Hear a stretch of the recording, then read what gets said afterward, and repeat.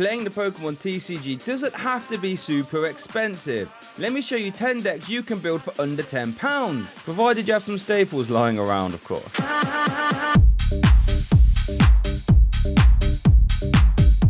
Let's start off with one deck I couldn't believe you could build for so cheap. Zoroark Vstar. This heavy hitting deck has no problem taking prizes at a ridiculously fast rate. Zoroark Vstar with its ticking curse attack does 50 for each one of your Pokemon that has any damage counters on it. With Gapejaw Bog we can rack that damage up nicely. Although in case we don't find those, we do have a backup plan. Gengar. Gengar has the ability Netherworld Gate, which allows you to grab it from the discard pile and put it straight into play with 3 damage counters on it. That's not all though, because Damage Pump allows you to move 2 of those counters to any 2 of your other Pokemon, making it for a nice secondary option to Gapejaw Bog.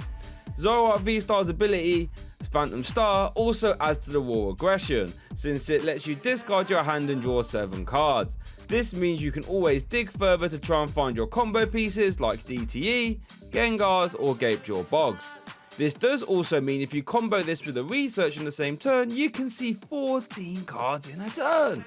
Not to mention you now have the option to boss his orders and Professor's research essentially at the same time. The only problem with Zoroark though is that its one prize deck matchups can be very dicey, with you only having limited game plans against them, like decks like Lost Box for example. You can play a Melanie Empoleon package to help deal with that if you like, but quite honestly I'm still not massively convinced. So the list I have here for you today is all out turbo, ready to KO some 2 or maybe even 3 prize Pokemon really fast. Next up is Zoroark Vstar. This was actually a deck I was considering taking to the European International Championships. We are focused around Zoroark Vstar, which has the attack Merciless Blade for 2 Dark Energy, which is 110 damage plus 110 damage if your opponent's active has any damage counters on it already. This, along with our Dark typing, allows us to KO Mew VMAX and Gardevoir EX very easily, even without the prior damage, since we can use Arven to find ourselves super effective glasses, which makes weakness times 4. Against everything else we provide good consistent 2 shots with the help of Hawlucha, and Zoroark Vstar's power, Mooncleave Star, which lets you put 4 damage counters on one of your opponent's Pokemon. This lets us have even more burst potential with Merciless Blade too. But how do we deal with one prize decks, like Lost Zone Box? Well, we play Medicham V. Medicham will allow us to use Yoga Loop to steal extra turns and try and get very far ahead in the prize race. With cards like Dark Patch and Raihan, we are never too far out of the game, and this deck is super easy to play and it's quite fun too. Next up is Single Strike Box. Now we are utilising big heavy hitters like Tyranitar V to try and remove all of our opponent's threats, with solid typing and Single Strike Crush starting off at 240 damage, but with Single Strike energies we can make that go up all the way to 320. We have Stonjourner and Yveltal 2 to provide solid 1 prize attacking options, especially considering their typing too.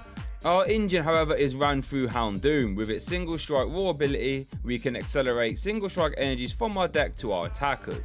Sky Seal Stone allows Tyranitar to jump us ahead of the prize race, and hopefully we can stay there for the whole game. A scary deck that hits scarily hard to be honest, but just be careful of the consistency issues, since you do need to get out multiple stage 1s to be effective.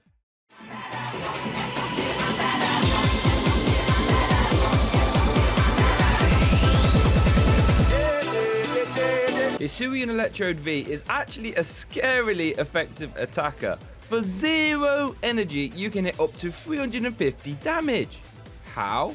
Well, its Tantrum Blast attack for 0 energy does 100 for each special condition you are affected by. So the next question is, how are we affecting ourselves? Well, Parasect from Lost Origin, when you evolve it, poisons and sleeps both active Pokemon. Then Spicy Curry burns you too. Combine this with Radiant Sneasler to boost that poison damage even more. This means you can now one-shot a Mew VMAX for 0 energy. But how are we attacking while we are asleep? With Winder Palm, a tool card that lets you attack, well, when you're asleep or paralysed. We even get to play Forest Seal Stone now, which is extremely helpful for getting you out of a tight spot, since Forest Seal Stone will allow you to search any card from your deck at any time. So this list here is pure focused with turbo cards, just so we can draw through the deck as soon as possible. Trust me, Arven has completely changed this deck, and it's super fun, but just try and dodge Lost Box. Next up is Arcanine EX, and I think this card goes under the radar a lot, since it hits for 250 damage for not a lot of investment really, especially when you consider Magma Basin accelerates energy from the discard pile, and Armourouge lets you move them straight to the active. This gives you a nice little engine. Doesn't stop there however, since Rapidash allowed you to discard a fire energy from your hand to boost your fire type's damage this turn by 30. This means Arcanine can start to hit silly numbers easily. The only downside to this deck is that you have a little mini game of getting multiple stage 1 lines out, but if you can jump that hurdle, you have a very strong deck at your disposal. Next up is a bit of a work in progress deck, but on paper it has some terrific matchups. We're talking about Zoroark Box.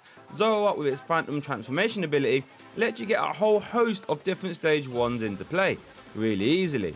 This means we can utilize attackers like Mightyena to nuke Mew VMAX, Flapple to nuke Lugias, Appleton to nuke Gardevoir, and Braixen just to deal reliable damage to be honest.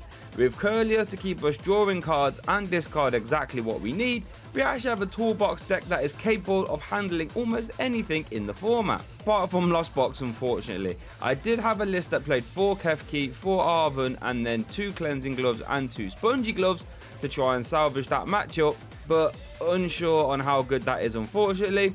So here, just play this list and run wild. Next up is Hisuian Arcanine V. Here we are trying to turn Arcanine V into an absolute tank by absorbing damage by having Lake Acuity and Rock Chestplate in play to reduce damage by 50. After tanking a hit or two, you can move the energy onto the next Arcanine with its ability, then you can penny the damaged one to remove all the damage. It's a pretty neat little combo. We utilise Koraidon EX and Galarian Zapdos to get the energy into play, and then Arcanine keeps them in play. Quite honestly, this is a pretty surprising deck that I think you just have to try. I have to give massive shout out to Jesse Parker for the list. I tried it, it's pretty fun, and go give him a follow on Twitter. He's a good guy.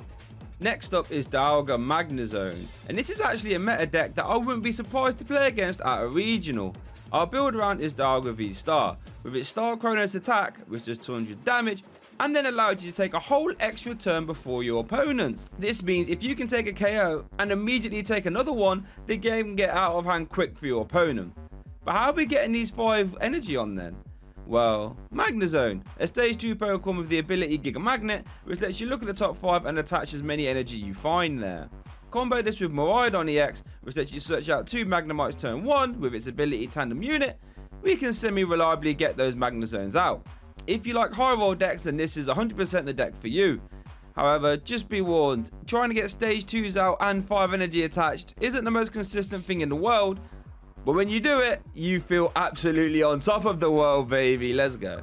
Next up is Burnette Gloves. This is a super disruptive deck that looks to lock your opponent from playing any item cards as early as turn 2 with Everlasting Darkness. Combined with Crushing Hammers and Path to the Peak, we can really make life hard for our opponents. Poltergeist can also be helpful too, securing big KOs since our opponent cannot get those items out of their hand, so we can punish that. We play some glove cards to bolster our damage output. This means against Lost Box we can actually attack with Klefki, since 40 damage while locking their Comfeys, Greninja and Cramorant out of play actually puts a ton of pressure on. If you like disruptive decks, then this is definitely the list for you. And next up is Cherim Snorlax, probably my favourite deck here on this list. However, if you're going to want to know about that deck, you're going to have to watch this video here, since this is where I build the deck and go through it all in detail. Make sure to check out the video sponsors Pokédex for you. We can get a whole deck built as early as the next working day sent to your house. And check out Dragon Shield as well, because you are going to need some good sleeves to protect these cards when you play them.